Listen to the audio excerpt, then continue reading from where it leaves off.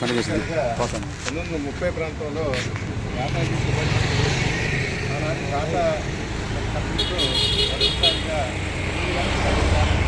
అలాగే ప్రతి 2 సంవత్సరాలకు ఒకసారి పెరిగిన ధరలకు అనుగుణంగా అది వేజెస్ అంటే మన కూలీ రేట్లు పెంచుకుని అలాగే జీతాలను పెంచుకునేదానికి రివ్యూ చేసుకునే పద్ధతి కొనసాగుతూ వచ్చింది. వారాంతం సెలవు దినం కానీ ఆదివారం సెలవు దినం అలాగే ఏంటంటే వర్కింగ్కి సంబంధించినటువంటి బెనిఫిట్లు మెటర్నరీ బెనిఫిట్లు అన్నిటి కోసం కూడా ఆ రోజున మరి నేతాజీ సుభాష్ చంద్రబోస్ మాట్లాడి ఆనాడు టాటా కంపెనీతో మొదటిసారిగా భారతదేశంలో అగ్రిమెంట్ చేయడం జరిగింది.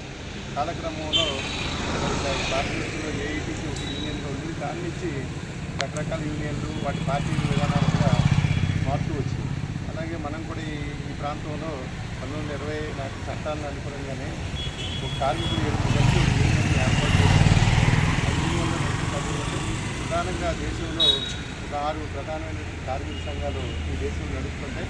ఈ 6 ప్రధాన కార్మిక సంఘాలు కూడా world federation of trade union అనుబంధంగా ఉన్నాయి. అలాగే మొత్తం కూడా యూసీసీ కూడా నేతాజీ సుభాష్ చంద్రబోస్ పెట్టినప్పటికీ 21 లక్షల సభ్యత్వంలో దేశంలో organise section, defence section, navy అలాగే ఇలాంటి సెక్షన్లో 20 లక్షల పనిచేస్తూ ఉంది. ఆంధ్రప్రదేశ్లో కూడా 45-50 యూనియన్ల వరకు కూడా సంస్థ కింద పనిచేస్తూ ఉన్నాయి.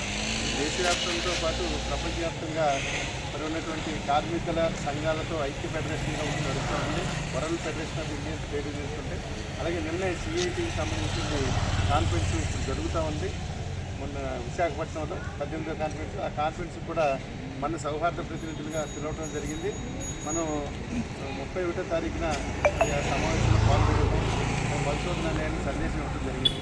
దేశంలో ఇక్కడ లోకల్లో కార్మిక సంఘాలు విడివిడిగా ఉన్నా దేశవ్యాప్తంగా కానీ ప్రపంచవ్యాప్తంగా ఉన్నప్పుడు కూడా అన్ని కార్మిక సంఘాలు కూడా కలిసే పనిచేస్తూ ఉంటాయి.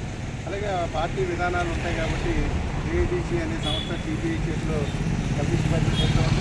అలాగే సిపిఎం మార్కెట్ పార్టీ చేతిలో ఏఐటీ ఉంది.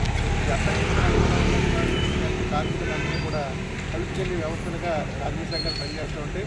ఇది కమ్యూనిస్ట్ ఆర్గనైజేషన్ కాదు, ఒక సోషలిస్ట్ ఆర్గనైజేషన్.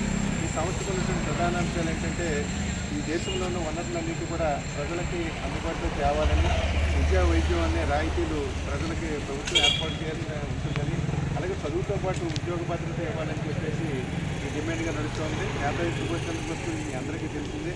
యూట్యూబ్లో కానీ ఎక్కడ నొక్కినా నేతాజీ దేశభక్తుల గురించి ఈ దేశానికి ఆయన ఏం చేశాడన్నది, కార్మికుల విధానంలో ఏం చేసిన అన్నది జగమెరిగిన విదితమే. కానీ చాలామంది నేతాజీని పక్కన పెట్టి వేరే చాలామంది చలామణి అవుతున్నారు. ఏమైనప్పటికీ కూడా మరి కింద స్థాయి వరకు కూడా ఇప్పుడు నెల్లూరు జిల్లాలో ఉన్నటువంటి ఈ కావలి ప్రాంతంలో కూడా నేతాజీ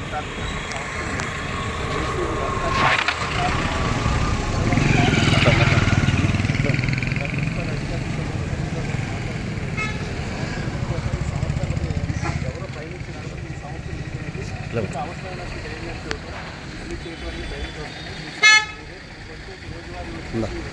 లోకల్ పార్టీ లేడండి, ఆ లేడండి, ఆ లేదండి, సెలవు వచ్చే అవకాశం కానీ సోషల్ మీడియా ఉంది కాబట్టి ఎందువల్ల కనుగొని వారికి ప్రపంచవ్యాప్తంగా సంఘాలు కాబట్టి మనం ఎవరు మర్చిపోయి మార్గం చేయడానికి అవకాశం లేదు.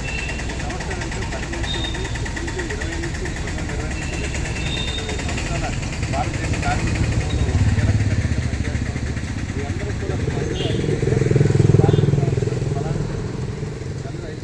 అన్నీ మాట్లాడుకొని మీకు ఏమైనా అవసరమైనప్పుడు ఏంటంటే చదువుతున్న లోకల్ ఉంటుంది, రాష్ట్ర చెప్పిన ఎవరు చెప్పిన అందరూ వచ్చి ఇక్కడి నుంచి అప్పు పాటు కావాలి ఢిల్లీ వరకు అందుబాటులో ఉంది. ఢిల్లీ నుంచి ప్రపంచ స్థాయిలో కూడా సంవత్సరం మాట్లాడతారు. కానీ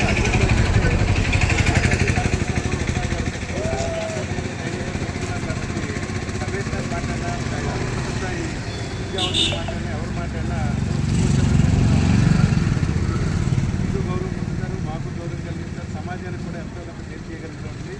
లంచాలు లావాదేవీలకు సంబంధించిన అంశం కాదు. ఇది ఎవరిని ప్రలోభించారు, ఈ ఐక్యతతోనే ఈ సంస్థ నడుస్తుందని చెప్తున్నారు. అలాగే మీరందరూ సమిష్టి